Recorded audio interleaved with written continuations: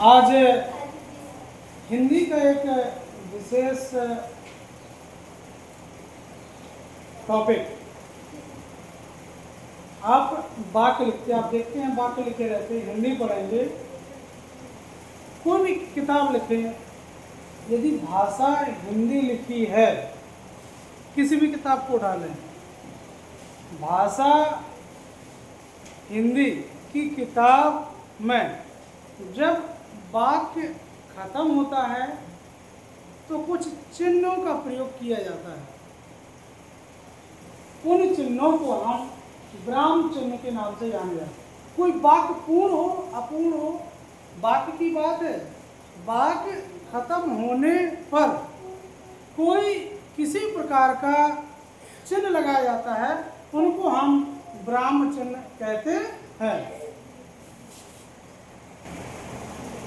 विराम चिन्ह यानी कोई भी वाक्य जब खत्म समाप्त होता है, किसी वाक्य के समाप्त होने पर जो चिन्ह लगाया जाता है, उस चिन्ह को हम विराम चिन्ह कहते हैं। जैसे ये चिन्ह देखिए, आपने हिंदी की किताब में ये चिन्ह देखे होंगे, सब कोई भी किताब में देख ले, ये चिन्ह बने होते हैं। इन चिन्हों को हम विराम चिन्ह कहते हैं। विराम चिन्ह कितने प्रकार के होते हैं? पूर्ण विराम, अर्धविराम, अल्पविराम, प्रश्न सूचक, विस्मयादि बोधक, संक्षेप चिन्ह। इन 6 चिन्हों का प्रयोग करते हैं। इनका प्रयोग कहाँ किया जाता है आप समझेंगे, आप जानते हैं, लेकिन आपने उस चीज को गौर नहीं किया।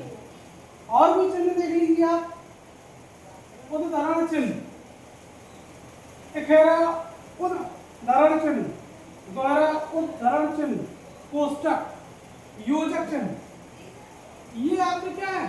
चिन्ह है। इन चिन्हों का उपयोग आप कर रहे हैं। निर्देशक चिन्ह, हंसपद, काकपद, त्रुटिपूरक, विवरण चिन्ह, ये जो बने हुए हैं, इन चिन्हों का उपयोग हम कर रहे हैं। ये चिन्ह देखिए, आपने सभी देखे ना, सभी चिन्ह देखे हैं, लेकिन आप जानते नहीं हैं, गौर नहीं किया, पढ़ा नहीं, ध्यान नहीं दिया है। अब एक एक चिन्ह को हम पढ़ते जाएंगे, क्या कर ये चिन्ह होते क्या है, कैसे इनका उपयोग कहाँ पर होता है। देखिए, पहला था पूर्ण विराम। पूर्ण विराम का मतलब होता है जहां वाक्य पूरा हो जाता है। जैसे मोहन स्कूल जाता है, बात पूरी होगी, तो ये पूर्ण विराम। वाक्य के पूरे जब बात या वाक्य पूरा हो जाता है तो उसको हम विराम चिन्ह लगा देते हैं। ये चिन्ह लगा देते हैं कि वाक्य पूरा हो गया। जैसे अंशु बुद्धिमान है ना, बुद्धिमान है, तो ये पूर्ण विराम का चिन्ह लग गया। इसके बाद है अर्धविराम। अर्धविराम का मतलब जहां अल्प विराम से कुछ अधिक समय के लिए रुकना पड़े और वाक्य पूरा ना हो, वहां अर्धविराम लगाया जाता है। जैसे बिजली चमक रही थी, वर्षा हो रही थी, तो इसमें क्या है? अल्प विराम से कुछ अधिक समय के लिए रोकना पड़ा। देखा, बिजली चमक रही थी, वर्षा हो रही थी, बात समझ में आ रही बात? तो इसमें क्या है? वो समय के लिए रोकना पड़ा, बिजली चमक रही थी, तो ये हो जाएगा आपका अर्धविराम। इसके बाद है अल्पविराम। जब वाक्य में अपनी बात कहते हुए थोड़े समय के लिए रोकना पड़े, तो वहां पर हम इस अल्पविराम का चिन्ह लगाते हैं। जैसे सुप्रिया, अंशु, अक्ष और आकांक्षा बहन भाई हैं, तो इसमें क्या है? सुप्रिया, अंशु, अक्षय और आकांक्षा, तो इसमें बहुत सारे नाम हो गए, इसको रोकना पड़ा। तो जब बात में अपनी बात कहते हुए थोड़ा सा रुकना पड़े, सुप्रिया, अंशु, अक्षय और आकांक्षा, रोक के बोले कि ये कहलाएगा हमारा क्या? अल्पविराम। तब हम अल्पविराम का उपयोग करते हैं। अगला देखेंगे आप, प्रश्न सूचक, ये तो आप जानते हैं। जैसे क्या मोहन स्कूल जाता है तो प्रश्न हो गया।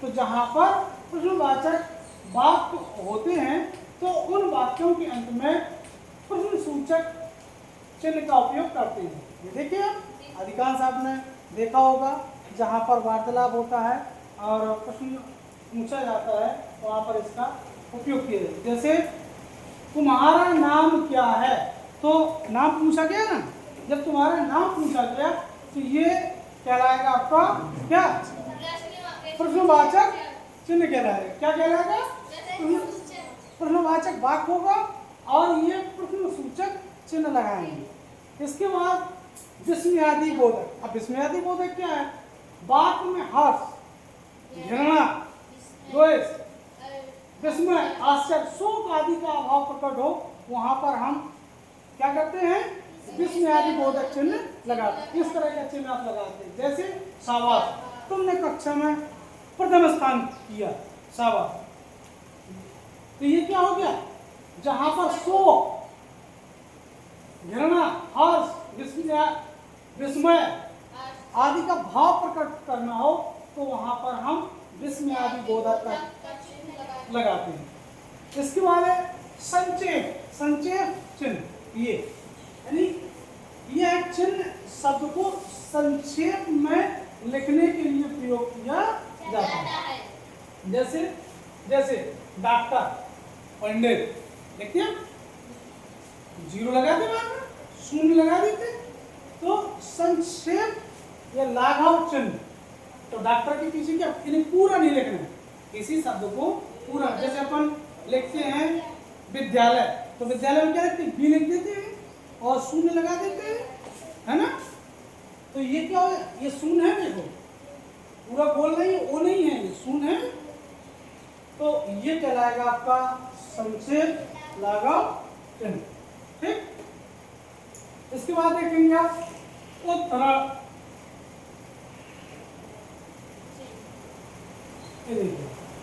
इसका क्या मतलब, उद्धरण का चिन्ह दो प्रकार के होते हैं, एक ठहरा उद्धरण चिन्ह और दोहरा। आपने देखे कहीं ये लगा होता है और ऐसे लगे होते हैं, एक ठहरा कहलाता है। और दोहरा क्या होता है, ये दोहरे दिखा रहे है ना, इन्वर्टर कोमा ये लगा देते हैं लोग, एक लगा दे, कहाँ एक का होता है उपयोग और कहाँ दो का होता है। एक ठहरा उद्धरण चिन्ह किसी विशेष पुस्तक, ग्रंथ, उपनाम, उपाधि आदि को दर्शाने के लिए हम इसका उपयोग करते हैं। सूर्यकांत त्रिपाठी निराला, तो क्या है, ग्रंथ है निराला, है ना, तो इसके लिए हमने एकहरा चिन्ह का उपयोग कर लिया। दोहरा का कहा, जब किसी व्यक्ति के कथन को उसी के शब्दों में लिखना हो तब उसको दोहरे का उपयोग करते हैं। जैसे जैसे में आप देखेंगे नेताजी सुभाष चंद्र बोस ने कहा था। अब नेताजी ने कहा, क्या कहा, उन्हीं की बात हो रही है, तुम मुझे खून दो मैं तुम्हें आजादी दूंगा। तो नेताजी की बात ही कही जा रही है। यहाँ पर क्या है, सूर्यकांत त्रिपाठी निराला एक महान कवि थे, ठीक है, निराला कवि। तो ये उपनाम या ग्रंथ के रूप में आ गया, जबकि यहाँ पर क्या है, व्यक्ति के कथन को उसी के शब्दों में लिखा जाए, ठीक है, तो वहां पर ये दोहरा आएगा।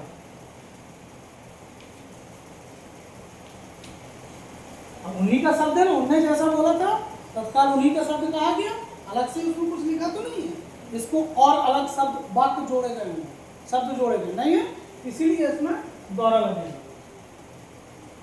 अगला है आपको कोष्टक। कोष्टक सब लोग जानते हैं, भली बात है कि वाक्य में आए कठिन शब्दों का अर्थ बताने के लिए इसका उपयोग हम कर लें। जैसे वक्ता यानी बोलने वाला, तो कोष्टक लग गया। जहां पर कठिन शब्दों का अर्थ बताना हो तो वहां पर हम कोष्टक का उपयोग करते हैं।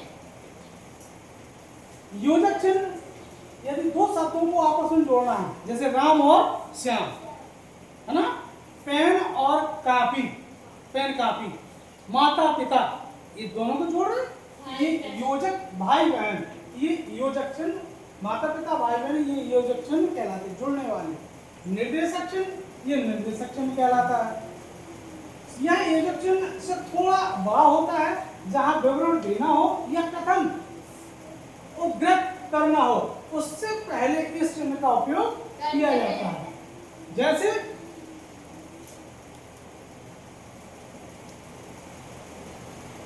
जैसे उसने कहा मैं आज नहीं आऊंगा, तो उसने कहा मैं आज नहीं, तो इसमें क्या ये चिन्ह से थोड़ा बड़ा होता है, जहां पर विवरण देना हो या कथन उद्धृत करना हो उससे पहले इस चिन्ह का उपयोग करते हैं। उसने कहा मैं आज नहीं आऊंगा।